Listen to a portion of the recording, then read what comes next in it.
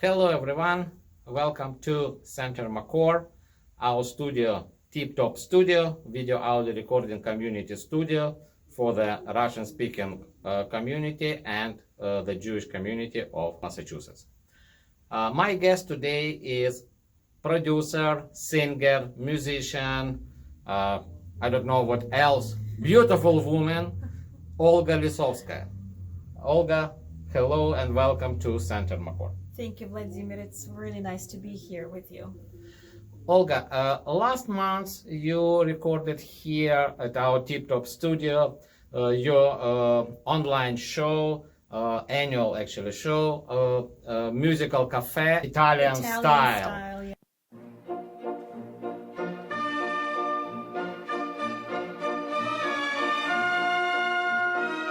Yes. Can you share some experience of recording songs and the show at our TipTop Studio? This time, because of the pandemic, because of the very strange times that we're living in, the show had to go virtual, and it was a completely different and new experience for us. And when we found TipTop Studio, we were so relieved that we felt that we were in good hands because, as you know, Zoom and Facebook and live streaming, these are all new platforms for singers, for artists. The artists have to usually just act live on stage in front of live audience, but this time it was all recorded. And when we met the crew here, Vladimir, Anatoly, Eugene, and Dmitry, yes, they just impressed us with their professionalism, friendliness, and just very, very nice people, and also very creative people. They were able to give us some suggestions, recommendations, create with us, and they got so involved in the process itself that we actually felt that they were part of our team. Could you also share a little bit experience of your team working together with Anatoly, our sound engineer, especially because you are all opera singers, and that's much different than just pop singers or hip-hop singers. It does not involve any computer additional sound. Yes, absolutely. You know that opera singers, they are taught to be singing live without any amplification, without any microphones. So when you do record these singers, it's a completely different approach. And Anatoly was just a wonderful sport to be able to discover together with us how to tweak all of those settings that he's familiar with. Of course, he's a wonderful professional and wonderful individual, but then with the opera singing, you have slightly different requirements, different frequencies, and we were discovering things together. So Anatoly is an expert in producing not only the pop singing voice, but also the opera singing voice. So what I can say about Anatoly is that he became a close friend of ours, and we're very grateful to him for his professionalism and also his enthusiasm. He spent hours and hours. He put in his heart and soul in producing and helping us to produce this show. I know Dmitry Zuckerberg, he did some videos for you. Yeah. Like a music video. Yes. Yeah, music video. So that was also a very progressive and unusual approach to opera. Usually when people think of opera, is these people standing on stage, not moving, very rigid and singing, although now opera, of course, has changed a lot in the past even decade or so.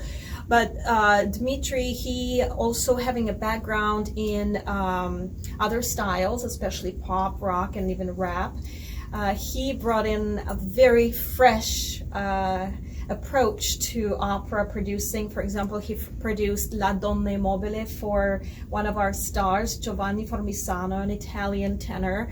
And it was just an absolutely amazing experience to see that aria come alive in a totally different style, and those two styles, they merged and they produced something new and exciting. La donna è mobile, qual piuma al vento, muta d'accento e di pensiero, sempre una mobile, leggiadro viso, impianto e riso e menzognero. I know my participation wasn't that much, except like some administrative stuff. That's very important. What you did is very important, because I know how much effort it takes to bring everybody together, to coordinate. So don't diminish your role in this. Thank you so much, Vladimir. But I also want to ask you about Eugene's role when show was going on. How that was done. Well, so before the show, which is very important to know, that even though it's some videos put together and live aspects, it is very important to have a rehearsal period. So you need to set time for rehearsals outside of your actual live stream. And Eugene was here every time, on time, very professional, solving all the problems, and tackling all the new things that were happening at the same time. So he's a total pro. When the time came for the show to actually happen, it went smoothly without a single glitch. Olga, I know you were preparing two new shows coming up soon In December. In December. Are you planning to do them with us? Absolutely. Once again, we'll be happy to produce our shows here at TipTop Studio. And at the last question, will you say, guys, is it cool to come here? Guys, I highly recommend this, because not only will you come here to a professional studio, but you also will come to a family of friends who are gonna embrace you and help you along the way. You can always talk to them. You can always work out different things that are specific to your show, whether it is a dance show or opera or classical, ballet, pop, rock, heavy metal, whatever. These guys are here to help you, and they will be just thrilled to spend their time and embrace your style and your vision for your program. Thank you, Olga, for your time, for your nice words about our TipTop Studio. You can find information about TipTop Studio at centermakor.org, or just type in browser TipTop Studio. You will find it, I hope.